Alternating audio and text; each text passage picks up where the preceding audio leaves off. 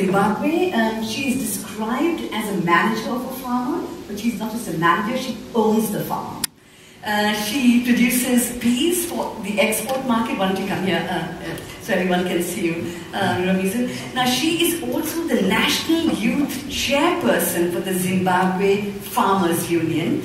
For her, the transformation came when she was 19 years old. She went to Britain to study, and she came back energized that she wanted to bring new ideas, new approaches, new technologies for the young people and young farmers in her country. And she's now running the farm. She's going to share with us her thoughts on meeting quality standards and securing contacts. Ruramiso. Thank you very much. I would firstly like to acknowledge the presence of the former president of Botswana, all distinguished guests, and just the opportunity to share my story.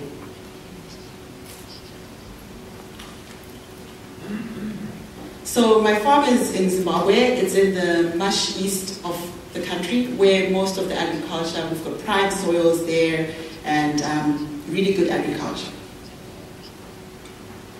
So today I'll be talking about how I have managed to upscale from being a small scale holder to become a commercial farmer, and how I've managed to secure contracts with export. So my background goes back to growing up on a farm. My father bought a farm when I was very young, so I really just became passionate about the land and just about how everything worked. And whilst I was on the farm, this was in high school, I got the opportunity to study a diploma in agriculture at the local school I went to. And I was one of the first women to do the diploma at that college. It's mainly male dominated. And I graduated with the first class diploma and 2 distinctions. And the school I went to has a direct link with a university in Britain which offers agriculture at degree level. So I further on went and I did a degree in agriculture, and as I was finishing my degree, I was headhunted by a British company that deals with the manufacturing of equipment, and I was asked to work in the African sales department, which was a great opportunity for me. So I worked there for 2 years, and whilst I was there, I noticed just how equipment, mechanization just changed the lives of farmers in Africa, just how it became more efficient to use equipment, just how there was reduction in post-harvest losses. And I really just became really interested in this. And I also noticed that in Europe, I also worked on some farms, and just how the climate was changing, how there was global warming, how some of the crops were not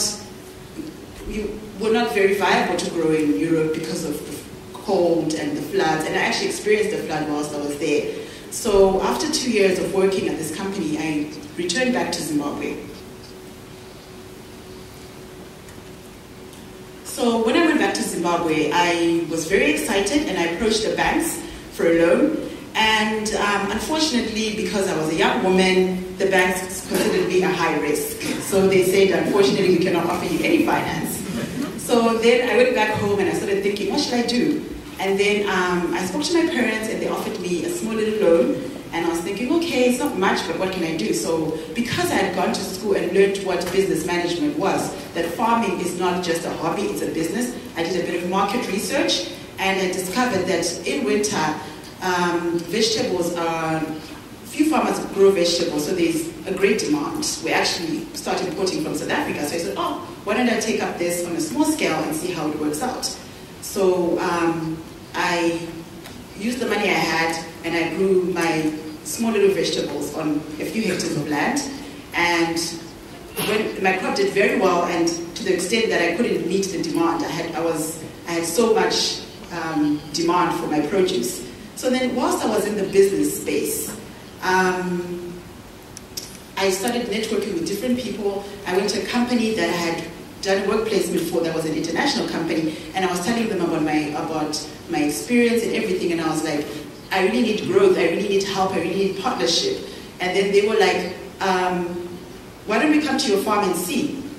So they came to my farm, really scrutinized me, saw how I was running my business, so that I was keeping records, so that I was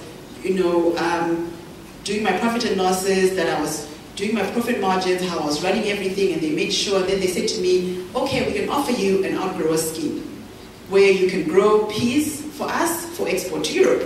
So I had to meet Global Gap, I had to meet the EU standards, which were very difficult, but I said, no, thank you, I'll take this on as an opportunity. So I was one of the few women. When I went there, they actually showed me around to one of their directors, like, oh, this is a young woman, she's 20, she's in her 20s, and she wants to farm for us. I remember people telling me that when they first saw me, they were like, oh my gosh, this is going to be a disaster. But I was very diligent. I really wanted to just break the barrier that was in there, the stereotype that women can't farm, women are high risk. So I worked very hard that year, and I managed to become, I got 8 tons per hectare for my peas, and the average outgrower they had was getting 1.2. So I was in their top 10 best growers last year. And then this year I managed to secure an even bigger contract, making us, so then there's 10 farmers in Zimbabwe who are growing for this company, and we are supposed to supply 600 tons every week of peas, shipping them to Europe. So I would say how I've managed to upscale is knowledge. Going to school was very important. Farmers need knowledge, they need information, they need the know-how, they need to know how to do it. And for me, that really helped. And also just support. Support structures are important. In this case, I've got support from my family to be able to start, and also just business awareness, market research, not just doing it as a hobby.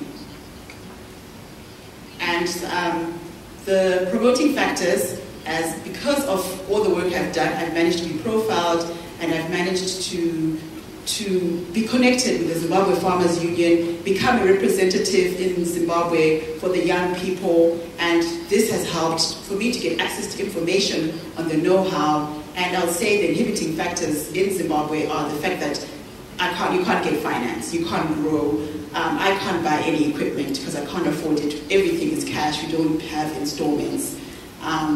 And also the fact that my farm is 650 hectares, I'm unable to use all of it because I just don't have the mechanization for it. So my long-term goals are to become more mechanized, because when I'm mechanized, I'm able to give back to my community, because right now I employ 35 people a hectare.